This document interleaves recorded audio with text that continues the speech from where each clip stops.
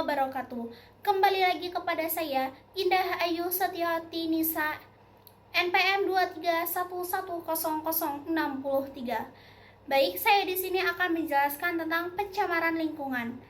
Materi lingkungan hidup, Hanif Faisal Nurafi menyegel TPA Bakung di Kecamatan Teluk Betung, Barat Kota Bandar Lampung, karena nilai telah mencemarkan lingkungan secara serius.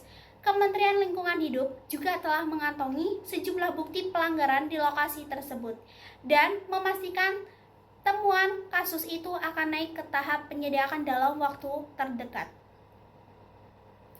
Materi Lingkungan Hidup, Hanif Faisal Nurafi mendatangi TPA Bakung di Kecamatan Teluk Betung Barat di Kota Bandar Lampung. Kedatangannya itu menyegel lokasi TPA tersebut. Nah, TPA setelah sebelumnya mendapat laporan tentang pencemaran lingkungan hidup. Tentang pencemaran lingkungan serius di tempat buangan akhir tersebut. Sebelum penyegelan, Kementerian di Lingkungan Hidup telah melakukan penelusuran dan mendapati indikasi kuat TPA di Kota Bandar Lampung sehingga pihak memutuskan penyegelan dan akan memastikan aktivitas penghimpunan sampah di lokasi tersebut untuk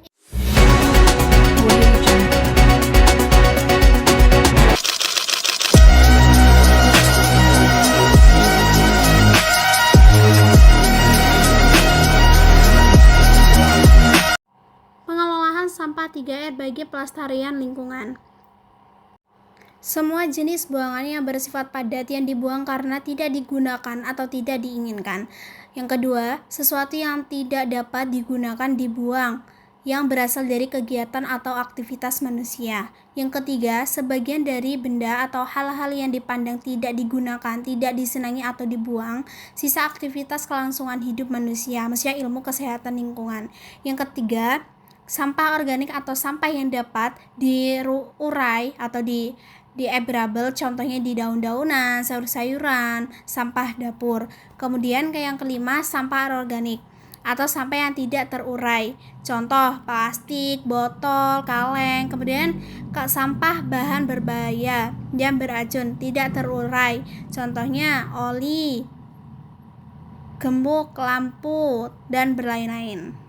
Apa sih dampak emisi gas buangnya itu? Mulai dari pencemaran udara, mungkin pada awalnya kita tidak pernah menyadari bahwa membakar sampah itu dapat mengurangi kita dan orang yang di sekitar kita atau meracuni kita. Kemudian pembakaran sampah itu menghasilkan asap yang berbentuk senyawa kimia yang bernama dioksin.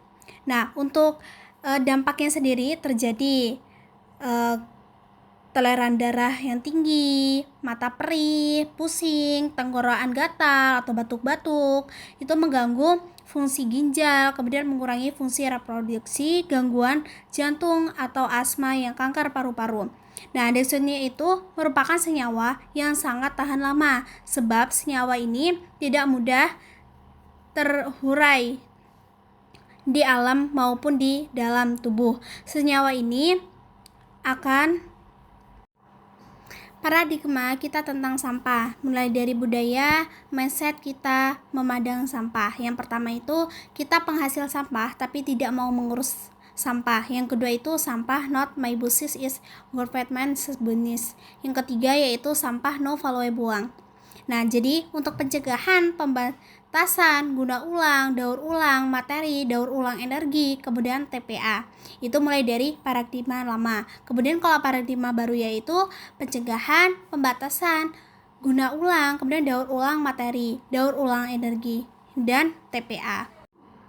Nah, untuk pengelolaan sampah secara 3R yaitu mulai dari bagaimana sih cara menilai sampahnya sendiri?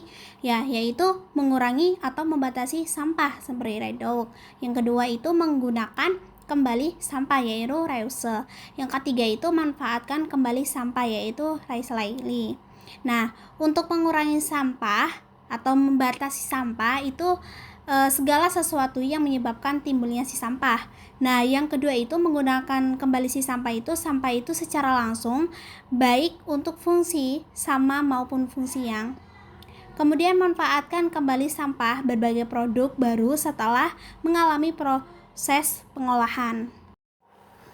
Untuk langkah-langkah pencegahan dan pembatasan sampah tingkat individu dan komunitas itu lakukan langkah-langkah berikut, yaitu yang pertama, biasakan jamuan makan prasmanan. Yang kedua, kurangi kantong plastik berbelanja. Kemudian yang ketiga itu hindari alat makan dan minuman sekali pakai. Yang keempat itu biasakan menggunakan dokumen elektronik. Yang kelima itu gunakan produk durable dan biodegradable. Untuk langkah pencegahan dan pembatasan sampah tingkat individu dan komunitas, yaitu lakukan langkah-langkah berikut. Jadi gunakan kertas bolak-balik, kemudian yang kedua itu manfaatkan kemasan bekas, gunakan rice bag atau gunakan rantang dan botol minum. Kemudian ada donasikan barang bekas layak dipakai, kemudian digunakan sapu tangan dan lap.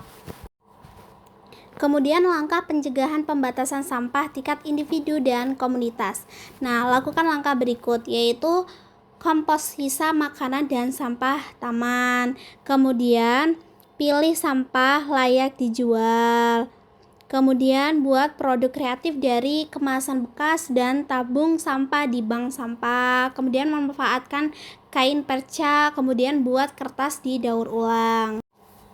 Langkah-langkah pencegahan dan pembatasan sampah tingkat kota atau kabupaten. Nah, lakukan langkah berikut, yaitu bangun dan operasikan bank sampah. Yang kedua itu bangun dan operasikan TPS 3R. Yang saya jelaskan tadi. Yang ketiga itu bangun dan operasikan rumah kompos. Yang keempat yaitu bangun dan operasikan daur ulang plastik. Dan yang kelima itu kaji pemanfaatan sampah untuk energi.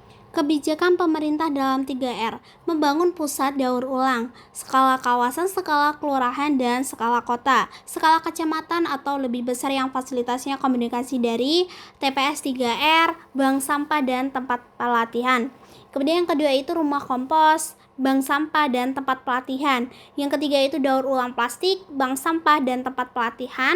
Yang keempat itu daur ulang plastik, daur ulang kertas, composting, biogas, refurbishment, fuel, RDV, dan tempat pelatihan atau kombinasi lainnya. Nah, apa sih keuntungannya Rally Decanter? Yaitu kemampuan mengurangi sampah lebih besar. Maksudnya menjadi pusat pelatihan 3R, dapat menjadi model pengembangan bisnis hijau. Yang keempat itu dapat menjadi partner dunia usaha dalam penerapan extruder responsibility.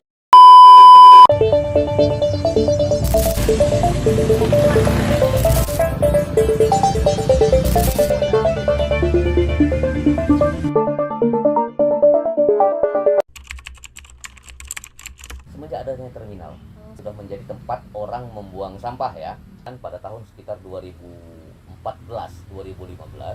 barulah adanya 2013 terbentuknya UPT, unit pelaksana teknis tingkat kecamatan. Barulah UPT berinisiatif untuk menjadikan tempat ini dikelola oleh UPT sehingga harapannya bisa terpusat dan terkontrol di sini. Tetapi belum bisa kita jelaskan bahwasanya ini menjadi TPS, tetapi memang biasa warga seputaran Raja Basa biasanya buang di sini. Kemudian kita kelola dan kita kumpulkan sopli untuk membuang di kontainer kita siapkan kendaraan. Semua yang Anda sebutkan itu dari semua masuk ke sini. Kalau kita hitung tonase, itu rata-rata satu tank itu kita ada sekitar 4-5 ton. Sedangkan satu hari kita menggunakan kontainer itu 3. Berarti 3 dikali 4-5 ton. Katakan rata-rata 5 ton. Kemudian ditambah dengan 2 kendaraan dump truck kita yang itu mencapai 6-7 ton. Langsung kita buang ke tempat pengelolaan akhir TPA Baku.